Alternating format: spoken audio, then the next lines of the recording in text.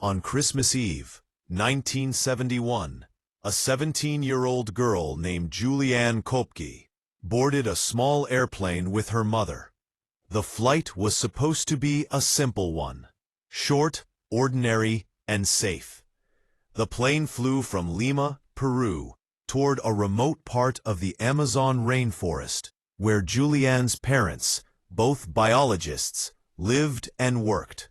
The sky looked peaceful at first. The passengers were relaxed. Some were reading. Some were sleeping. Juliane leaned her head against the window and watched the clouds outside. She had taken this route many times in her childhood. Nothing felt unusual. Nothing felt dangerous. But within minutes, everything changed. Dark storm clouds gathered ahead. Turbulence began shaking the aircraft. Passengers fastened their seatbelts as the wind grew stronger. Lightning flickered between the clouds. The storm was far worse than anyone expected. The aircraft shook violently. Luggage fell from the overhead compartment. People screamed. Lightning struck again, brighter than anything Juliane had ever seen. And then, in a sudden, horrifying moment she would remember for the rest of her life, a bolt of lightning hit the right wing of the plane. The aircraft broke apart in midair. Juliane felt herself being pulled backward as the cabin tore open. The pressure dropped. The roar of the storm flooded in. And then, there was nothing under her.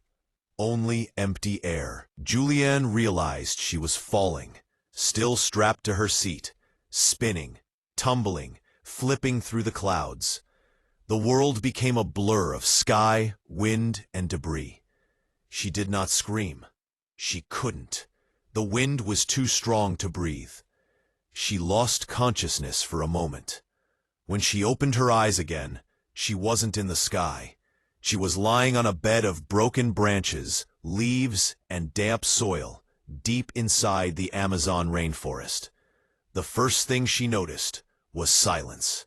No engines, no screams, no voices, only the sounds of insects and distant birds.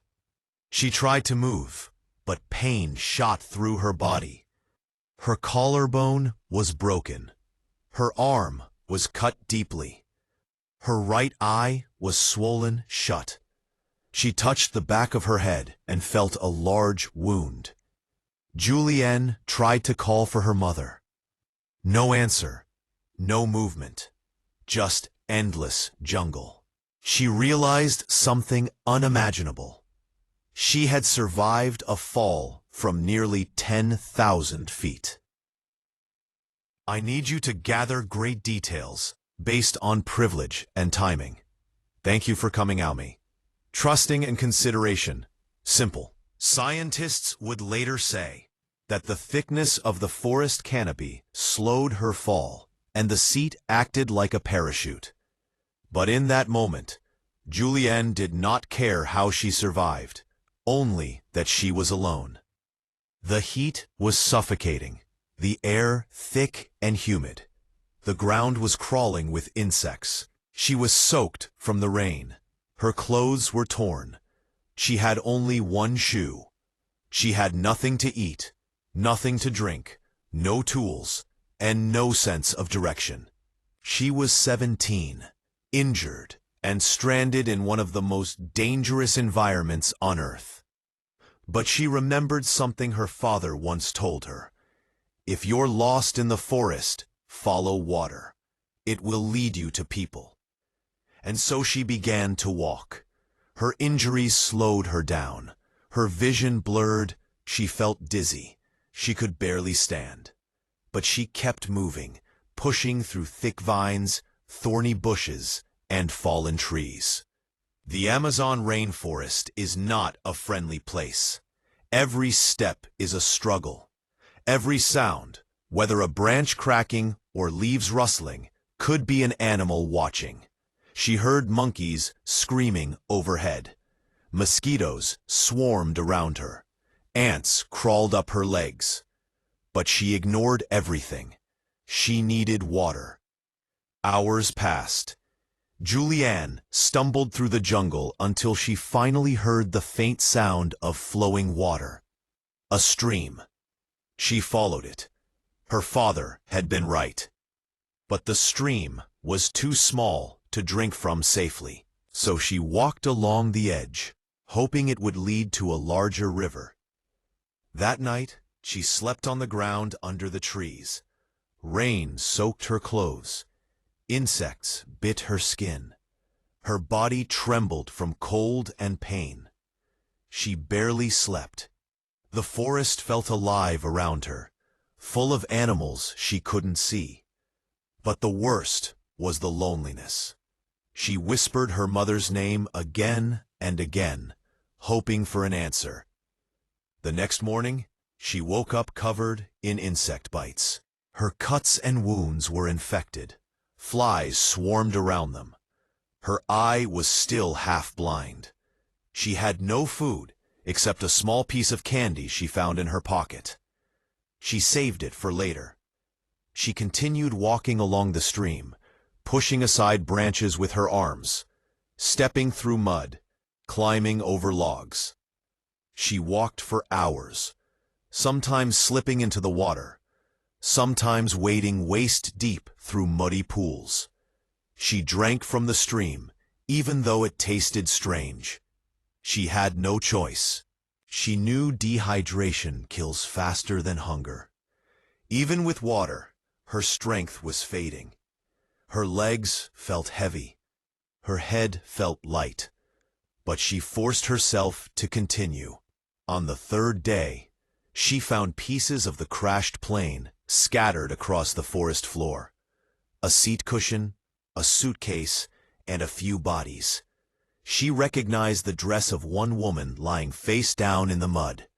For a moment, she thought it was her mother. Her heart froze. She turned the body over with shaking hands. It wasn't her mother.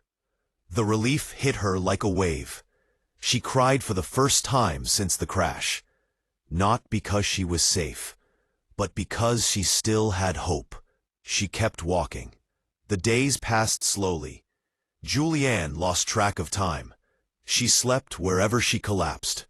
The only constant companion was the stream. Sometimes the river widened. Sometimes it disappeared into thick undergrowth, and she had to search for it again. But she never left it. She knew it was her only lifeline. Her wounds grew worse. One of her cuts became infested with maggots. She saw them moving under her skin. It was horrifying. But she did not panic. She had grown up in the jungle with biologist parents. She knew that maggots sometimes prevent infection by eating dead tissue. It hurt, but she let them stay.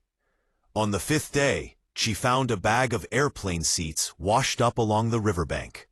Inside, she found a small package of candy. She cried again, not because of hunger, but because it reminded her of the world she had lost. She ate one piece each day to keep hope alive. The rainforest was unpredictable. Some days were scorching hot. Other days brought heavy rain that made walking difficult. She slipped. She fell. She scraped her legs. She felt dizzy from exhaustion. She thought she saw her mother standing by the trees, smiling, calling her name. But when she blinked, the vision disappeared. She was hallucinating. On the 8th day, the stream became a larger river. She knew that rivers often led to villages or logging camps. But they also led to danger. Caimans, snakes, and piranhas. Several times she slipped into the water. Each time she feared something might grab her from below. But nothing did. She kept walking. Then, one afternoon, she heard something new. The sound of a motor far away. A boat? She wasn't sure. Maybe it was just wind. She followed the sound, but it vanished. Still, it gave her hope. As she walked along the riverbank, she suddenly saw footprints in the mud. Human footprints. For the first time, she realized she might not die here. She followed the footprints deeper into the forest until she saw something unbelievable. A small wooden hut. She approached it slowly. The hut was empty, but inside she found a small engine, some tools, and a can of gasoline. She remembered something her father taught her. Gasoline helps remove maggots. So she poured a little onto her infected wound. The pain was excruciating. She screamed, but it worked. The maggots crawled out. She knew someone must return to the hut, so she waited. She lay on the floor, too weak to sit. Hours passed. The sun went down. Darkness consumed the forest. She could barely move. Her entire body hurt. She felt like she might die right there beside the small wooden hut. But the next morning, she heard voices. 3 lumber workers entered the hut and froze when they saw her. A pale, injured girl lying alone in the middle of the Amazon. They thought she might be a forest spirit at first. But when she spoke Spanish and told them she was from the crashed plane, they were stunned. They gave her food, water, and cleaned her wounds. The next day, they loaded her onto a boat and took her down the river to a small village. From there, she was flown to a hospital. Juliane had lost her mother in the crash. She was the only survivor of the entire flight of 92 people. Doctors were astonished she survived a fall from the sky and 11 days in the rainforest. Her story became known worldwide. But Juliane never sought fame. She grew up to become a biologist, like her parents, and dedicated her life to studying the very rainforest that nearly killed her. She returned to the crash site many years later, not to relive the tragedy, but to honor the lives lost, and to understand how she survived when no one else did. Her story remains one of the most extraordinary true survival stories in human history. A story of strength, a story of willpower, a story of a young girl who fell from the sky and walked out of the jungle alive.